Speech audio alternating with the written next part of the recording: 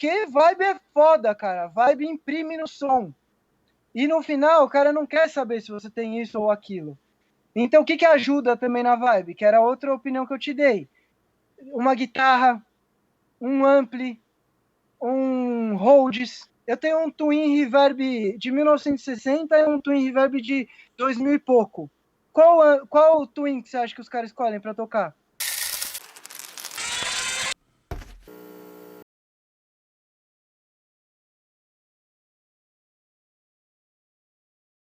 Você acha que uma das coisas mais importantes de um mixer é ser estável? É ser regular?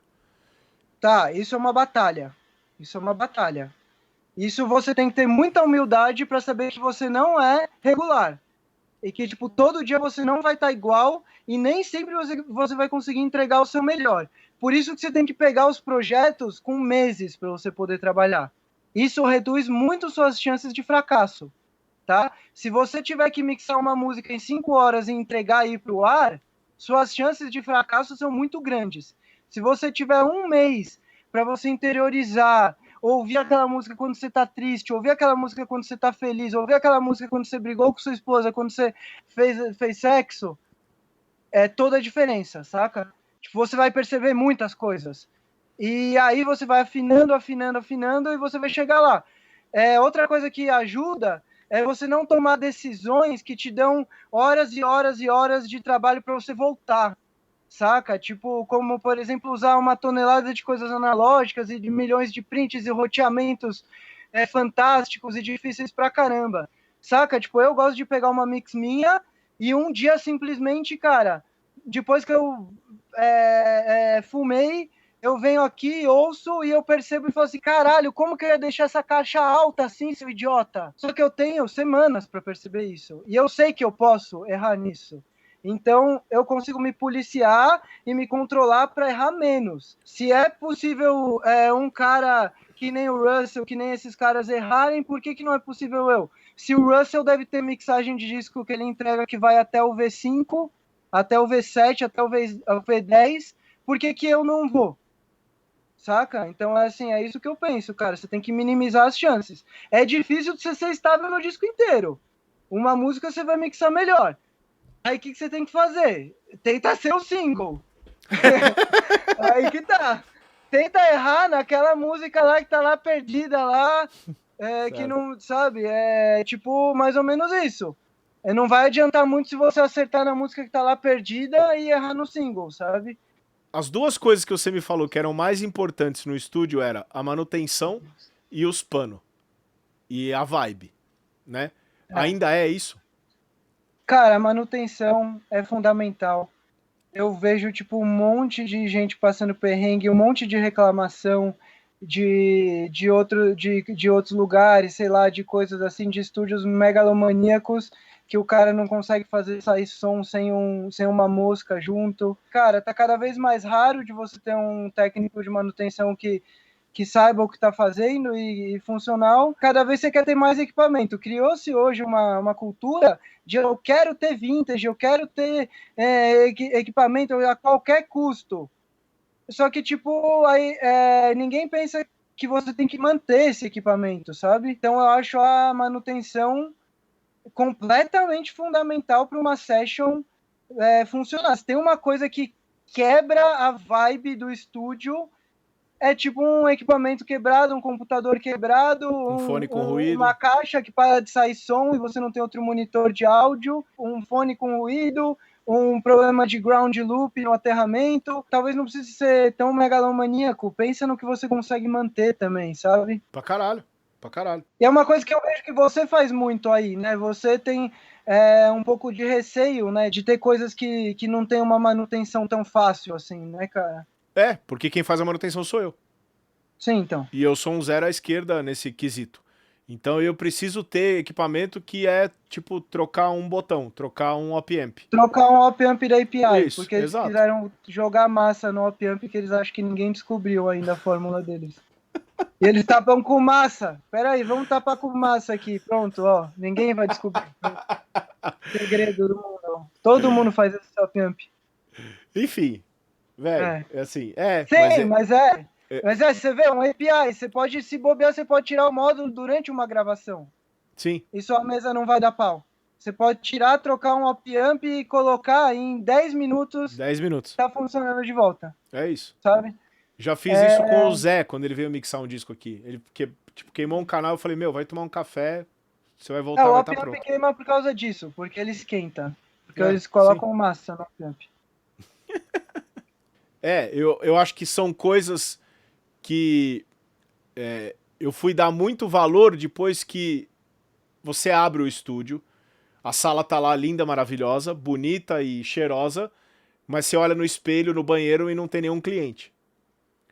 E aí você fala assim, tá, entendi. Então, a onda dos panos é importante. O estúdio tá funcionando, é óbvio que é importante, mas você começa a dar importância... Não seria só pano, tá? Pano foi uma Não, generalização claro, pra, tipo, pano é a gente conversando de assim, brother. cara, como que eu posso tornar a experiência do cara no meu estúdio?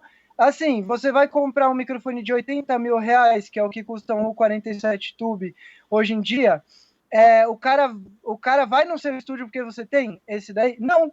Não vai. Não, ele não vai, porque você tem o Telefunk em U47 Tube, blá, blá, blá, blá, blá. Quem que vai no seu estúdio porque você tem o 47 Tube? Talvez um técnico, algum dia, queira matar a curiosidade, alugue. O cara vai porque você tem um som de voz bom. Não interessa se é um Bock, um Worm, um Worm áudio, um Stan áudio, que eu acho legal pra caralho, ou um Telefunk de 1950 Top Chrome, com todos os opcionais, custa 80 mil reais no mínimo. É legal ter? Porra, é muito legal. Mas isso te traz algum cliente? Não. Toda a experiência que ele teve no seu estúdio, desde o atendimento, até os panos, até o sofá que tinha para ele descansar, o cafezinho que ele tinha para ele tomar, tudo, cara, tudo, a via de fone, o jeito que ele foi tratado e ele se sentiu em casa. Porque tem gente que tem tudo isso e o cara não se sente em casa porque o estúdio é muito grande. E ele se sente acuado dentro do estúdio gigantesco. Parece um consultório dentista. Porque isso teve muito nos anos 90, né? Ficou na moda você transformar o seu estúdio num consultório de mármore. Dentista, com tudo, com tudo, a parede com texturas e não sei o que, e tudo exatamente um consultório. Muito louco isso. E as pessoas, a partir de um momento, começaram a fugir disso. Falaram, não quero. Eu quero gravar fora do Brasil. A gente tem uma porrada de estúdio em casa de campo, em sei lá o que, estúdio que tem complexo para você dormir, estúdios fora que já fechou, tipo o El-Air, que o Daniel, a gente pirava no El-Air, era o sonho da nossa vida. Não tinha nem técnica o El-Air. Tem hoje em dia o Keyworks, chama, que eu acho que é na França, que também é num estúdio todo analógico e tal, também num complexo rural, assim, cara, tipo, ridículo, assim. Uma puta vibe, cara. Os caras buscam uma vibe, a gente sabe a diferença. O Rick Rubin já colocou, tipo, o Slipknot pra gravar disco na casa do Charles Manson.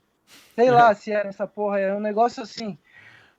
Por quê? Porque vibe é foda, cara. Vibe imprime no som. E no final, o cara não quer saber se você tem isso ou aquilo. Então, o que ajuda também na vibe? Que era outra opinião que eu te dei.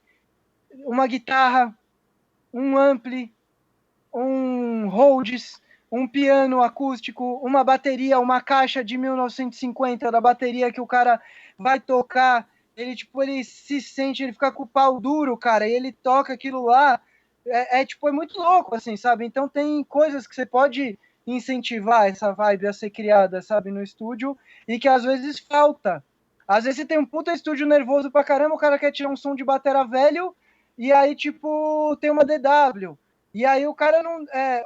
que DW é foda também, mas, tipo, sei lá, tem uma bateria, tipo, super, hiper moderninha, e aí o cara não... Aí você pega uma bateria de 1950, dá na mão dele, o cara começa a ficar, cara, começa a entrar naquela vibe... Pinguim do Dani mesmo, né? A Pinguim, que eu comprei aquela Pinguim por R$400, cara, você acredita? Estamos sabendo, ele já contou. E uma bateria que ele leva em session, e os caras falam, caralho, por quê? Porque tem vibe. ela é mais talvez melhor afinável do que não sei o que, não sei o que lá. Não! É uma bateria tosca. Só que é legal pra caramba. O que é legal dela? É a vibe, só isso. Eu tenho um Twin Reverb de 1960 e um Twin Reverb de 2000 e pouco. Qual Twin que você acha que os caras escolhem pra tocar? Mas é isso que eu falei, é o contexto. Cara, tipo assim, uma diferença não é brutal entre uma. O cara pluga em um, pluga no outro. É uma vibe, cara. É Sim, muito louco aquilo, o que claro. que transforma o músico, sabe? Como aquilo incentiva o músico. Então, essa é a minha opinião até hoje. Você vai montar um estúdio, uma coisa, se você tá para fazer um investimento, pensa mais no áudio e pensa um pouco mais na vibe, tá ligado? Pensa, tipo, em ter umas batera, pensa em ter uns ampli, ter umas opções para os caras brincarem também, assim, sabe? Para tornar um pouco mais um entretenimento muito louco. Os caras vão te procurar porque você causou aquilo, não porque você tem os microfones de não sei o que, sabe? Sim, É claro. minha opinião, sei lá. Brinquedo pro músico, não pra você. Nesse tempo todo, você nunca pensou em diversificar um pouco os negócios aí no estúdio? Tipo, aquelas coisas básicas de, tipo, abrir um selo, pensar como uma gravadora, investir em artista, alguma coisa assim? Não, não, Nunca não, deu nunca. por Não, algum porque motivo eu especial? acho. Por causa das chances que eu. Tudo na minha cabeça eu monto uma porcentagem de chance de fracasso e sempre são muito altas quando eu penso sobre isso. Eu tenho 1000 ideias por dia e a maioria tem muita chance de fracasso. Então, ter um selo e investir em artista é uma dessa, porque, como eu falei no começo, né? Olha o tamanho do funk que tá. Tipo, isso é a indústria brasileira, saca? Isso que você vai investir num artista que você goste e tal, e vai querer revolucionar alguma coisa assim. Eu não tenho muita vontade, cara. É muito tempo, assim. Eu não tenho tempo para isso. Eu diversifiquei meus negócios e hoje em dia pouca gente sabe. Só que eu faço manutenção, principalmente de microfones antigos, para alguns clientes especiais, porque é um negócio que dá muito trabalho também e que eu tenho que gostar muito da pessoa para fazer isso. Então, esse é um ponto da manutenção dos microfones. Segundo ponto, comprar e vender cacarecos, que acabou se tornando. Na verdade, foi uma das coisas que ajudava muito a pagar as contas quando eu tinha o estúdio com o Fernando. E eu ainda tenho essa sociedade com o Fernando de comprar e vender equipamentos antigos, hackear equipamentos para vender, consertar equipamentos para vender e tal. E isso me ajuda muito. E isso faz com que eu não precise ficar desesperado e ficar aceitando qualquer tipo de gravação no meu estúdio, entendeu? Isso me dá um belo suporte. E agora tem a questão do. Eu sempre, faz tempo já, o Dani até mandou uma pergunta ali, há muito tempo atrás que eu bati o olho, eu vi aqui, desculpa, que era como eu entrei, né, nos projetos acústicos, que é uma coisa que eu faço faz tempo e tal. E hoje em dia eu tenho isso porque eu tenho uma mini empresinha de fabricar as peças também. Então eu faço isso também. Então são praticamente 3 atividades que consomem todo o meu tempo e todo o tempo livre que eu tenho eu estudo para melhorar nessas 3 atividades. Então, ao mesmo tempo, eu estou lendo um livro de 1000 páginas sobre engenharia de áudio, um livro gigantesco sobre engenharia acústica, sobre desenhos acústicos, e um outro sobre eletrônica. Então, esse sou eu me divido nessas 3 funções para tentar evoluir nessas paradas aí. Então, no final das contas, talvez você não tenha diversificado o seu trampo no sentido de ter um selo ou coisa assim, mas você diversificou para outras coisas. Você tem o projetos acústicos, você tem a manutenção dos microfones. Uhum. E às vezes eu acho que eu sou muito pessimista também para lidar com artistas, sabe? Eu acho que para lidar com artistas tem que ser um pouco otimista também, sabe? Entendi. Entendi. E Por isso que eu não produzo, por isso também que eu não produzo. Porque eu sou muito sincero. E todo mundo que tá, meus amigos estão ali, eles sabem que eu sou sincero e que eu chego pro cara e falo exatamente o que eu acho. E aí muitas vezes não é legal. Então eu prefiro trabalhar de técnico e problema do produtor. Ele que tem que falar, cuidar dessa parte artística. Eu tô lá para ser o braço direito do produtor e ajudar ele a fazer o melhor trabalho dele possível. Só que a parte de falar pro artista, quando o artista fala assim, mas será que vai dar certo? Será que não vai? Será que esse é um bom plano? Será que não?